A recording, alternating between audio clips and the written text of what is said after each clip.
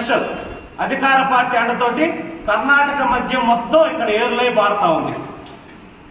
కర్ణాటక నుంచి మద్యం తెచ్చుకొని ఇష్టానికి వైఎస్ఆర్సీపీ నాయకులు కానీ బెల్ట్ షాపులు కానీ పెట్టుకుంటున్నారు. మీరు ఈ డెవలప్మెంట్ గురించి మాట్లాడుతున్నారు, కుప్పం అభివృద్ధి గురించి మాట్లాడుతున్నారు. మన రామకుప్పం మండలం దగ్గర ఒక తండాలో గంజాయి దొరికితే ఎక్కడి నుంచి వచ్చిందని అడిగితే వైజాగ్ నుంచి వచ్చిందని చెప్పనేసి పోలీసులు విచారణలో తేలింది. ఇటు పోతున్నాం మనం.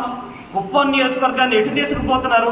చంద్రబాబు నాయుడు గారు కళలు కానీ ఏ విధంగా డెవలప్ చేస్తున్న కుప్పం నియోజకవర్గం ఒక పోలీస్ స్టేషన్ తోటి కోర్టుతో కూడా పని లేకుండా ఉండాలి, అంత ప్రశాంతంగా పీస్ఫుల్గా ఉండాల్సినటువంటి కుప్పాన్ని ఈరోజు ఎటు తీసుకుపోతున్నారు మీరు?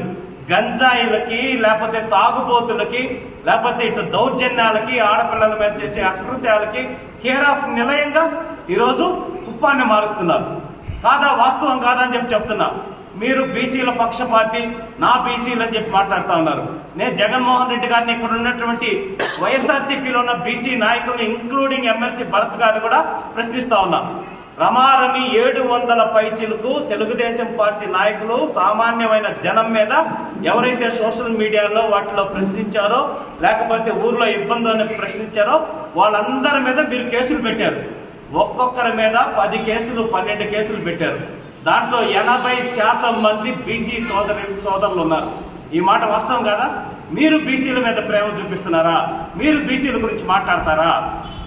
ఈరోజు తెలుగుదేశం పార్టీ ఏదైనా ధర్నా కార్యక్రమానికి లేకపోతే నిరసన కార్యక్రమానికి పిలుపునిస్తే ధరలు పెరిగినాయనో లేకపోతే కరెంటు ఛార్జీలు పెరిగినాయనే ప్రజలకి చలాతి చంద్రబాబు నాయుడు గారు వచ్చినప్పుడు అన్నా క్యాంటీన్ ఓపెనింగ్ ఇట్లాంటి సమయంలో జరిగిన ధర్నాలకి వాటి మీద కేసులు పెట్టి ఇప్పుడు వారం రోజుల క్రితం నుంచి రౌడీ షీట్లు ఓపెన్ చేస్తున్నారు తెలుగుదేశం పార్టీ నాయకుల మీద.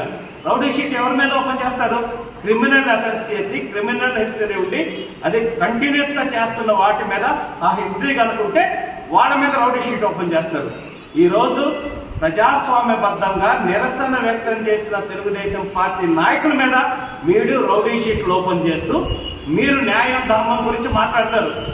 మీ బిడ్డని అయ్యా నీ దెబ్బకే చచ్చిపోతున్నారయ్యా జనాలు ఇక్కడ. నీ బిడ్డని చెప్పిన మీ నాయకులు కూడా అది అడ్డం పెట్టుకొని ఈరోజు ఇక్కడ కొల్లగొడుతున్నారు. రమారవి 500 కోట్ల రూపాయల విలువైన గ్రానైట్ ని ఈరోజు ఈ 5 సంవత్సరాల కాలంలో కుప్పం నియోజకవర్గం నుంచి కొల్లగొట్టారు. అలా